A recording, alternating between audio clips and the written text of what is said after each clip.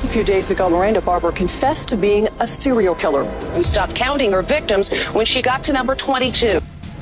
I could potentially be sitting in front of the world's worst female serial killer of all time. I always told everybody I thought Miranda was possessed.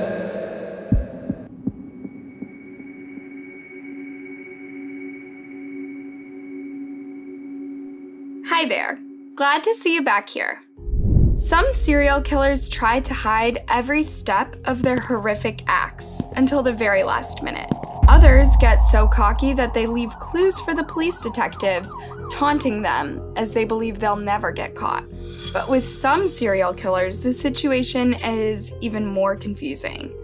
When Miranda Barbour was arrested for the murder of Troy LaFerrara, she confessed to killing at least 22 other people.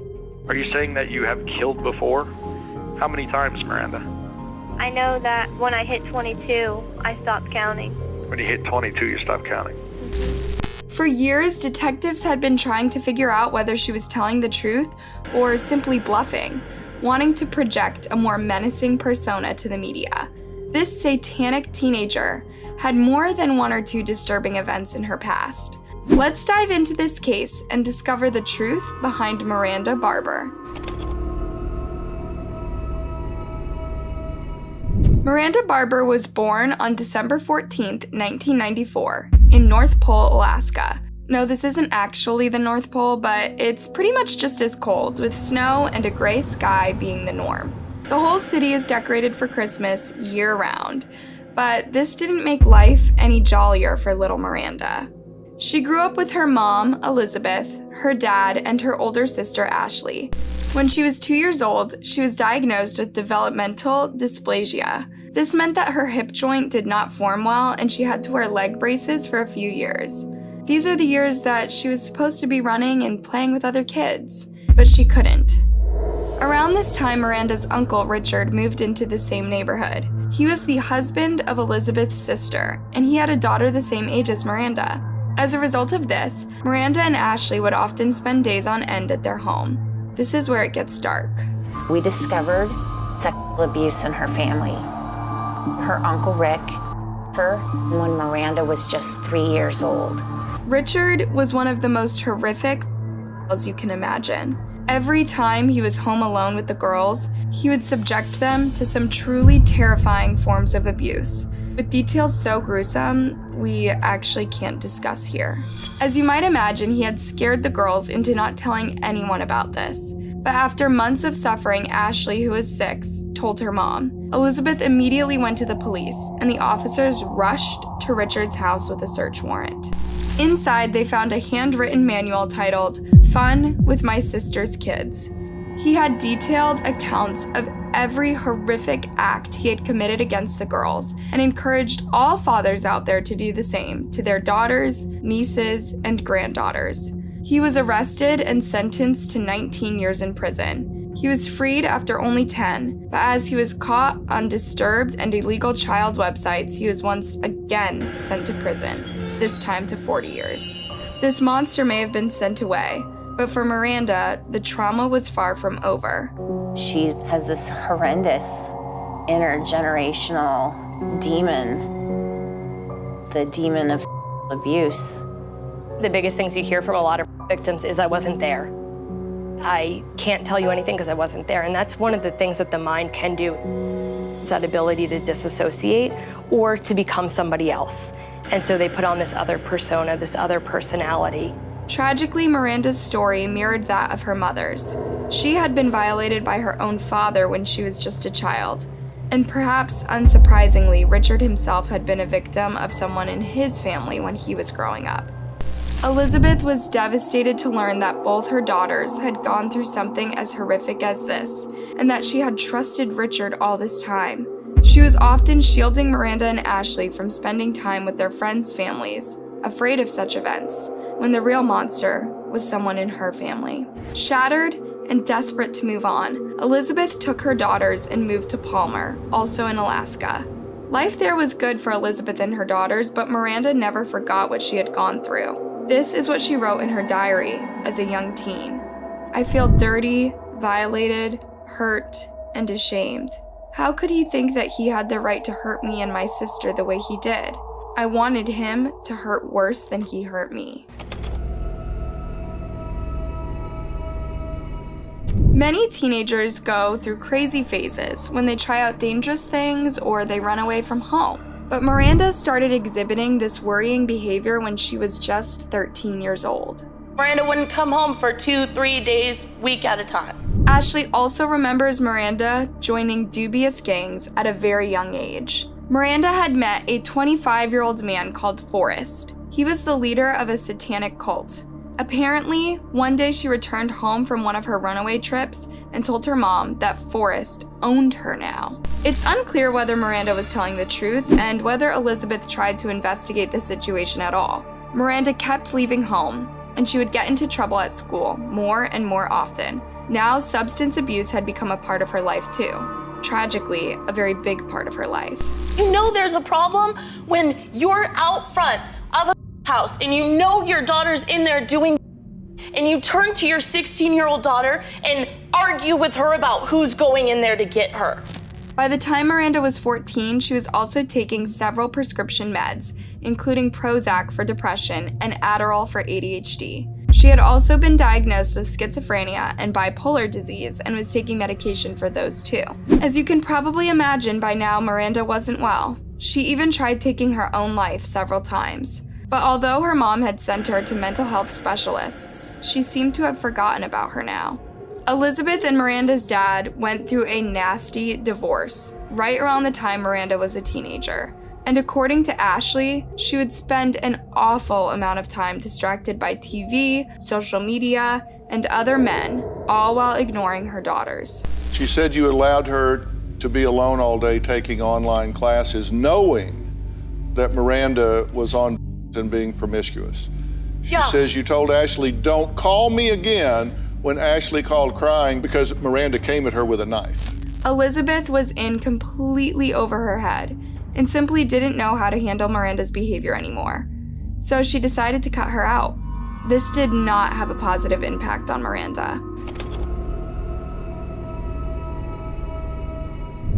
Lacking the attention and support from her family, Miranda turned to her gang friends for help. They set a horrific model for her. Illegal substances, vandalizing property, and sleeping for money became Miranda's daily activities. At one point, Miranda got pregnant with a customer and Forrest ordered her to get an abortion. But this wasn't a clean abortion done in a clinic, it was a backstreet procedure that left Miranda traumatized. So when she got pregnant again at the age of 17, she decided to keep her baby. Meanwhile, Miranda was still living with her mom, and she was becoming even more desperate to get her attention back. In a fairly big act, Miranda wrote to Dr. Phil, "Dear Dr. Phil, ever since my parents got divorced, my mom has become a pill-popping drunk. She meets random men off the internet and has them come over. She also claims to have stage 3 cancer but won't stop drinking or taking all the pills. She doesn't care to live anymore. She tells my sister and me that every day. I just want my mom. I'm at a loss of how to help her." Dr. Phil didn't respond to Miranda's letter, but the letter did attract the attention of the authorities. Since Miranda was still a minor and Elizabeth was deemed unfit to care for her daughter, Miranda was sent to North Carolina to live with her extended family. That's where Miranda met Elytte Barbour.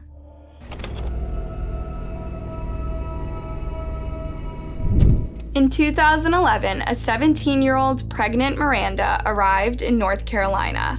Before long, she met 20-year-old Elytte. At the time, he was together with a woman called Amy, and she was pregnant too, just like Miranda. The women gave birth to girls just 2 months apart, and they ended up spending a lot of time together, as young moms who are happy to help each other out with their newborn daughters. Miranda became part of a strange triangle. She and Elytte had something else in common: their schizophrenia. Unfortunately, Elytte was also addicted to illegal substances, particularly pills. According to him, they made the voices in his head go away. But one day he overdosed and never fully recovered afterward. He began to drink and abuse substances more than ever. As a result of this, he also became more violent. After months of enduring this, Amy decided to call it quits with Elytte. she took her baby daughter and left the city. Mere days had passed, and Elytte was already together with Miranda. Their love for the Satanic only evolved while they were together. They read about the occult, and they even practiced what they thought was a satanic intercourse. This meant that they would harm each other and then have intercourse while bleeding. When Miranda was 18, the couple decided to get married and run away from North Carolina, together with Miranda's daughter Aria. Next stop, Pennsylvania.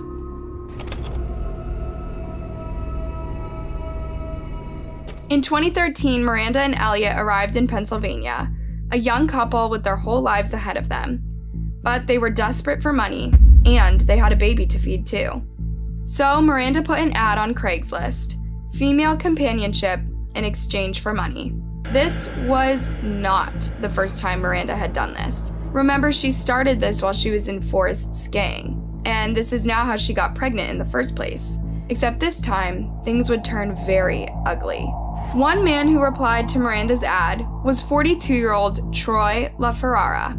At the time, Troy was an engineer living with his wife of 2 years, Colleen. But things were not as peachy as they might have seemed for the couple. Troy had been cheating on his wife for the whole duration of their relationship, seeking adultery in the form of services by women on the internet. So on November 11th, 2013, Troy was set to meet Miranda. But Miranda and Elytte had plans very different from what Troy was hoping for. So you just decided you're gonna kill We just decided that we were gonna kill somebody. We had no reason to know anything else other than that. Miranda met Troy in a shopping mall parking lot. Troy got into her car and the two drove off to a more private place. What Troy didn't know was that Elytte was hiding under a blanket under the back seat of the car. When the car stopped, Miranda said the code sentence, "Have you seen the stars tonight?" That's when Elytte jumped out of the blanket and grabbed Troy from behind his seat, strangling him with a TV cable. Meanwhile, Miranda stabbed him. I stabbed him once and it didn't do anything. She stabbed him in the groin, she stabbed him in the neck, and it went through. Then went out to eat it right off. It was delicious.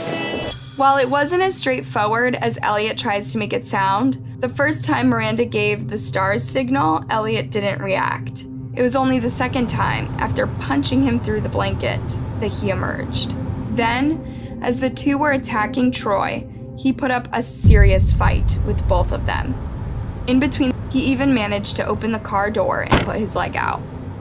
The lights inside the car opened, and Miranda started panicking that people down the road could see them. She shouted at Elytte, who jumped out of the car and pushed Troy back inside. Miranda attacked Troy with a knife 20 times. This was too much for him to fight, and tragically, he lost his life that night. Miranda and Elytte drove Troy's body and dumped it in a narrow alleyway in the area, but not before stealing the $150 in his wallet. Then they went to Walmart and got cleaning supplies to erase all the evidence from their car. Then, just like Elytte said, they went and had dinner. A nice dinner, with all the $150 they'd just stolen from the man they killed. Oh yeah, it was also Elyette's birthday. As a present, Miranda committed the murder, then took him out to a restaurant and to a strip club. Sheesh. The next morning, Troy's body was discovered in the alleyway. The first thing police noticed was just how viciously he'd been attacked. So I got up there and I was like, what's going on? He said, whoever wanted this man dead wanted him really, really dead. The next logical step was for the police to look through Troy's phone, much to his wife's jargon. We found companionship sites from the day he was killed. The police officers brought Miranda in for questioning. The facts were pretty out there. They knew she was supposed to meet Troy that night, and hers was the last phone number Troy had called. But Miranda had prepared a story for this case. So you were going to meet up with this guy, make a couple bucks? Yes. Okay. Were you on the phone with him at all, or talking to him, or messaging him? We were messaging back and forth, yes. Okay. We were just supposed to meet up at Denny's, but it never happened. Meeting never happened? Yes. However, the police detective reminded Miranda that they knew Troy's last phone call was to her on the night of his death. So I'm going to ask you right now a very basic, very simple question. Okay. that you need to answer either yes or no to. Okay. Were you involved in, or do you have any knowledge of the death of that guy, the death of Troy? No. Then, as the police continued to question her, Miranda started acting more aggressively towards them, demanding that they let her get back to her daughter. And when the officer told her that they needed to seize her phone as evidence, things escalated. Actually, Miranda, we gotta take your phone, put it in evidence, and then get a search warrant to go through. That's not fair to me at all. That's what we have to do. I have the right to walk out of here with all of my belongings, which I'm going to do. Not with your phone. We're gonna take your phone. I'm very offended right now. I'm sorry. I you understand? I have time. I need numbers. I need my phone numbers. Do you understand we have a job to do? I did not kill that man. I've never met that man in my life before. I hope not. I'm a single. I just got married. You guys are coming in my life, questioning me. I'm very offended. Of course, we all know that she was lying through her teeth. Her being very offended was just an act meant to intimidate the police, but it only made them more suspicious of her. Do you understand why we're questioning you? Do you understand why I feel the way that I feel? No. Do you understand why we're questioning you? I don't. So I never met up with so him. your phone number being the last... Yes, but I never met up with this man. Understandable, but do you think that maybe is something we need to check into? I want to go into my baby who is screaming her head off for me. Miranda literally left, kicking and screaming as the police struggled to seize her phone. That same night, the police brought Elytte in for questioning. He'd been married to Miranda for 40 days at the time of his arrest. The first question the detective had for Elytte, apart from how to pronounce his name, was what he knew about Miranda being the last person Troy called. What do you know? Alright, I guess full honesty here, I've never heard of him, and I don't know anything about that. But the only thing I know is that what my wife does is meet with someone who's willing to just pay you some money to have a nice conversation and sit down. Doesn't provide anything other than companionship, because that's what they want. The detective questioned Elytte further about what exactly Miranda's Craigslist ad entailed. I don't know if you've ever seen the type of movies to where someone goes to I'm saying she's poor, but that's a comparison. A guy goes to he's totally about to have with her, then he breaks down, and then the whole scene is him crying, oh, I hate my life, I love my wife so much, but she's just being a bitch. And then she's just filing her nails, listening to him, and then she gets paid for the companionship.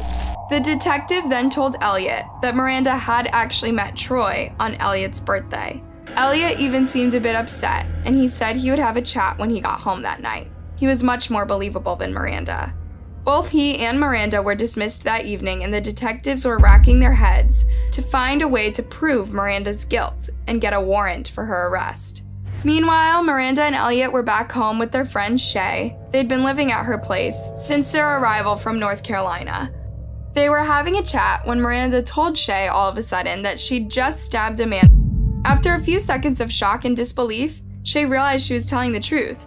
She urged Miranda to hand herself in. Incredibly enough, she did.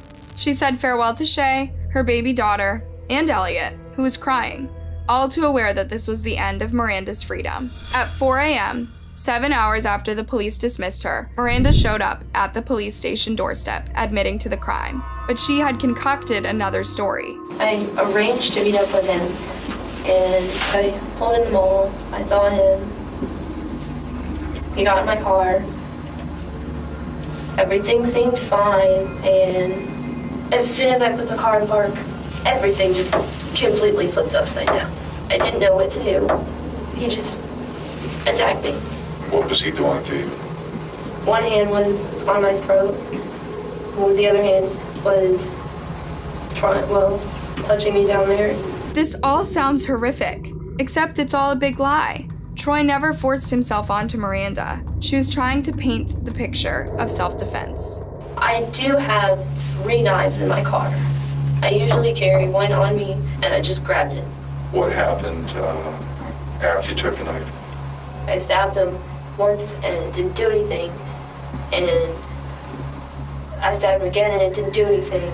He was It was still being continued. There was nothing that changed. If Miranda's confession was the only piece of evidence the police had, her lie might have worked. But as they were interrogating her, the police also got their hands on CCTV footage, clearly showing her, Elytte, and Troy inside the car. So the detectives went over to Elytte's house, asking a few more questions. When Elytte opened the door, the detective told him they now had CCTV, showing that he was at the meeting too. Elytte was just smoking a cigarette. Hearing the detective's words, he said something along the lines of, "Okay, so this is my last cigarette as a free man." The detective certainly wasn't expecting this. Just like Miranda, Elytte seemed relieved to be able to confess. The police didn't even suspect Elytte of murder or even being an accomplice because at the time, they believed Miranda's self-defense story.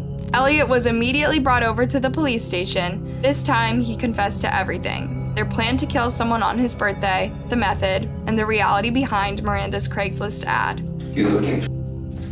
She misleadingly sold him through texts, but that was never the intention. The whole intention was to kill him. The confession was as straightforward as a confession could be. The police had all the information on a plate. I'm in the back seat, covered up by a blanket. He gets in the car, probably around 8. So I pop up with that what y'all found on the body. That was me. Where do you have that cable at? Just right around his body? Around his throat? Okay. Mm-hmm. Okay. Yeah, good. It was pretty good. The same. In between the headpiece and the bottom was where I tried to angle it up underneath it. And I put my feet up against the back and pulled as hard as I could. Elytte seemed pretty proud of his deed. Throughout the confession, his tone is jolly, and he's eager to share details that the police didn't even request, like the great burgers he and Miranda had after murdering Troy. They went out to eat at Red Robin. It was delicious. It was delicious. It was delicious to eat. I ate a burger. It was fantastic. Get the unlimited fries? Get the unlimited fries? That's it. It was amazing. Every bit of it was amazing. Elytte's confession was baffling to the detective. Not only did he seem remorseless, but he truly enjoyed describing the evening of his birthday and the horrific murder. Not once did he appear to grasp the gravity of the situation. Elytte and Miranda were arrested and charged with the first-degree murder of Troy LaFerrara.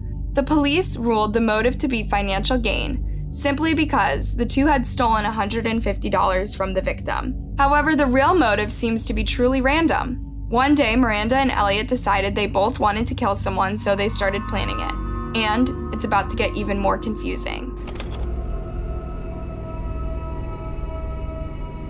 Although Elytte had just confessed to everything, both he and Miranda pleaded not guilty at their pretrial. By now, they were making headlines nationwide. What made the case even more newsworthy was Miranda's appearance. She was a 19-year-old girl with a pretty face that no one would expect to hurt a fly. You might be forgiven for thinking Miranda didn't want to be the center of attention, but she did. She enjoyed being in the media spotlight, so one day, from within the Northumberland County Prison in Pennsylvania, Miranda made a phone call to a journalist. One day I got a phone call from somebody inside the jail who said, "You are now scheduled for an hour visit." Are you saying that you have killed before? How many times, Miranda? I know that when I hit 22, I stopped counting. When you hit 22, you stop counting. The journalist was shocked to hear Miranda's confession. This was big. I could potentially be sitting in front of the world's worst female serial killer of all time. Of course, Miranda went on to become a major topic discussed on the news all over the U.S. Just a few days ago, Miranda Barbour confessed to being a serial killer who stopped counting her victims when she got to number 22. Immediately, Miranda became a sensation. How could a 19-year-old girl kill over 20 people and get away with it? Well, since I turned 12, like, my entire life flipped upside down when I turned 12. Why? What happened at 12? I got into a gang, started doing drugs, just skipped school all the time, and the gang that I was in, it was based around Satanism. Miranda went on to say that she had been killing people since she was 12, under the influence of Forrest and his gang. How have you done it? All with stabbing? No, all different kinds. Like? The very first time I was 13, and the leader of the gang. He had me lure this guy, and I'll never forget it. No matter how high I was, I'll never forget it. Miranda described in great detail how she and Forrest lured a man into an alleyway, then Forrest shot him and made Miranda shoot the deadly final bullet. Then she went on to say that their bodies are all over the US, in Alaska, California, Texas, and Florida, but she only lived in Alaska and Pennsylvania. Another pretty crazy part of Miranda's story is that she believes she only killed bad people. Apparently in Troy's case, she decided to kill him when she joked with him that she was actually 16, not 18, and he said he was fine with that. In her opinion, this made him a bad person and he deserved to die. However, as Elytte said, Miranda and her husband had been planning to kill someone for quite some time when they lured Troy into their car. Things weren't really adding up. Detectives even decided to question Elytte about it. Do you believe this? Do I believe her? You, Elytte, to I believe her. us in the room. Yes. You believe. 100%. I fully believe she killed these people. No part of me doubts that. I always told everybody I thought Miranda was possessed. According to Elytte, whenever Miranda was possessed by a demon, she would become Super Miranda, and that's when the murders would occur. This sounded bogus, a story meant for Miranda to attract more attention, but the police couldn't risk laughing it off. The FBI got involved and started looking for evidence of Miranda's supposed 20-plus killings, but they found nothing. Even Miranda's dad came out and told the press that his daughter wasn't a serial killer, just a serial liar. So why the lies? This is when psychologists started looking into Miranda's past. The fact that Miranda did have a history here and this crime was so incredibly violent, I felt that there must be more to her and more to her past than had been reported on.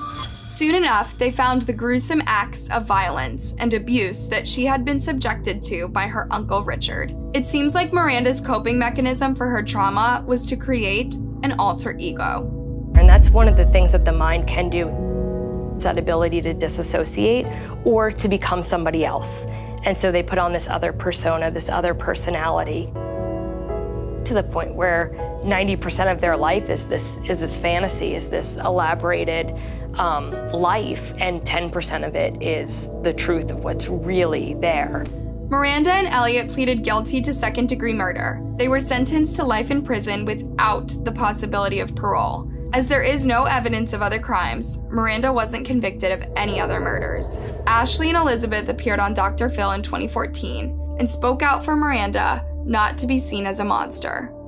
How do you process that? It's hard to process. How is she not a cold-hearted monster?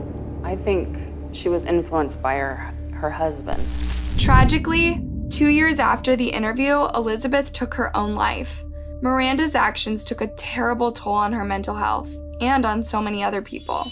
Meanwhile, she continued to seek the media's attention. In 2016, she told the press that the real motive behind the murder was that so she could get arrested and her daughter would be taken into care by social services, who are more competent at raising children than her. But she could have done that without murdering somebody, right?